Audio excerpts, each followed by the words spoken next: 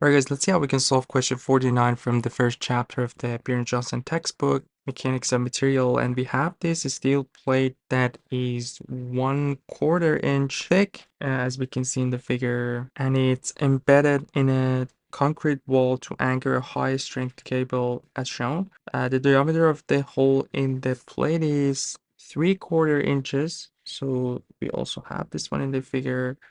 We have the ultimate strength of this steel, which is 36 ksi, and the ultimate bonding stress between plate and concrete, that one's 300 psi, and we have the bonding stress, which can be consist of the shear stress in here and the normal that is applying at the part of this steel that this plate that is inside the concrete, and we know that the factor of safety is 3.6, and the question is asking when the force P in here is 2.5 kips. We need to find the required width A of the plate, which again we can see in here, and the minimum depth B in which a plate of that width. So we're going to use the A that we found in the A part of the question to find the minimum depth B, which is basically the length of this steel that is embedded in concrete. We have a quick note at the end of this question that we can neglect the normal force between the concrete and the end of the plate. So basically, the stress that we are considering in here is the stress of the part that the steel is attached to the concrete. So we're only care about the shear stress in this plate, and we don't care about the normal force. So if we get back to the previous part of the question where we had the ultimate bonding stress between plate and concrete, this is referring to that shearing stress. So we don't consider any normal stress. So let's just write down all the givens that we have in here. It's going to make it easier. So we have the thickness of the plate, which is, can show it with T, which is what we had in here. So our T is 1/4 inch. So this one's out. We have the diameter of the hole. We can show it with D, and that would be 3/4 inches.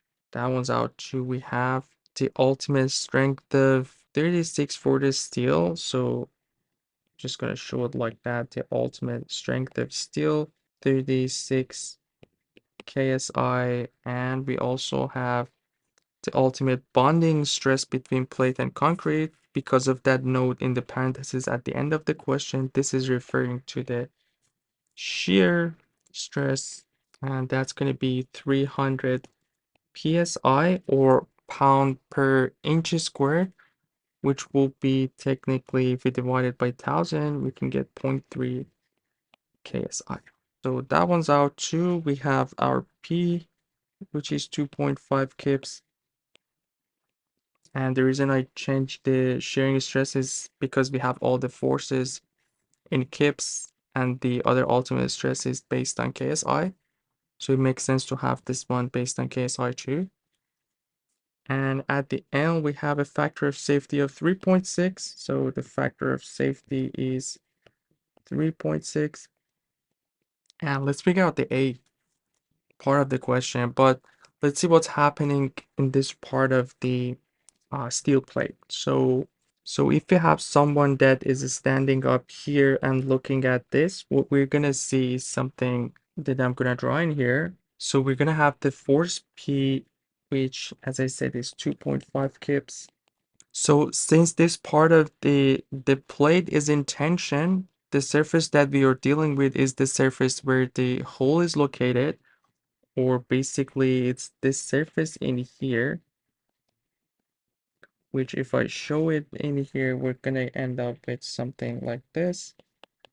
So that ultimate strength that is applying in here will be in the shaded area that I'm showing in here.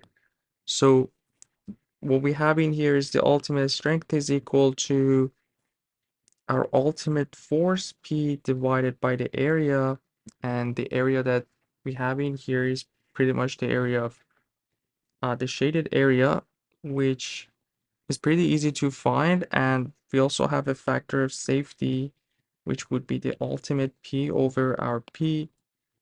And this will be equal to what we have in here, 3.6. So we can find the ultimate force in here, which is basically 3.6 times our force P, which was 2.5 kips. So let's find our P.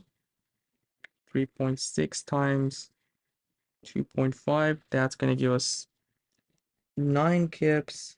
And here we found our ultimate force, which is 9 over the area. And the area, as I mentioned, is the area of this part. So it's basically, we have two rectangles. We basically have the area of the big rectangle, which would be the length in here, or what we have as A. And this will be our D. So we're going to have, and the thickness would be what we call T, or the quarter inch that we have in here. So the area would be basically AT minus DT. And if we just factor 1T in here, we'll have T times A minus D. So we know that T is 1/4. 1/4. We have A minus our D is 3/4. And this will be equal to 36 KSI. And this is basically the ultimate strength of this steel.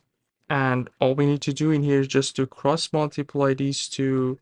So we'll have 9 is equal to 36 divided by 4 is also 9 times A minus 3/4 0.75.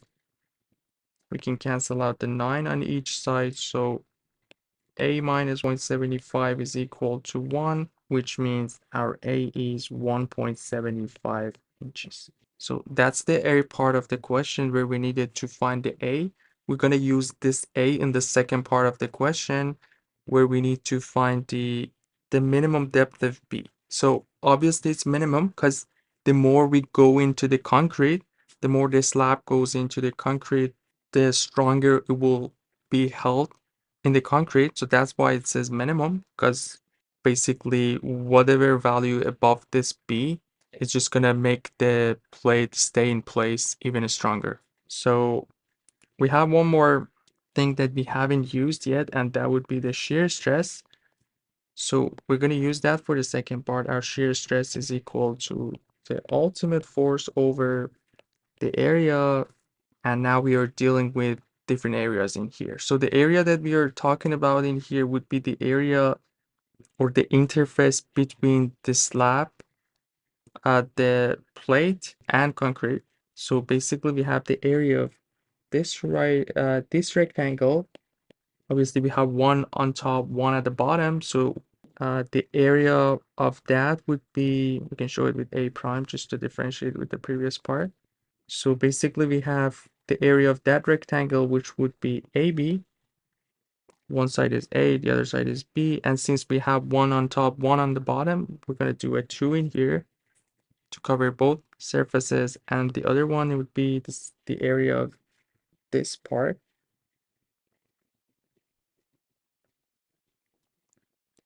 Which one is the one in front of us and one would be in the back, which we cannot see. So the area of that one is the thickness times B. So this rectangle in here would be something like this. This side is B and the other side is T. So we have 2BT for that one too. And we just factor 2B in here. We're going to have A plus T. So obviously we have the same ultimate force P, 9 that we found in here. So 9 over what we found for the area was 2B times A plus T. We know our A is 1.75 and T is the thickness, 1/4 or 0.25. And this will be equal to, we just have to watch for the unit conversion that we did at the beginning, 0.3 KSI since the force is in kips.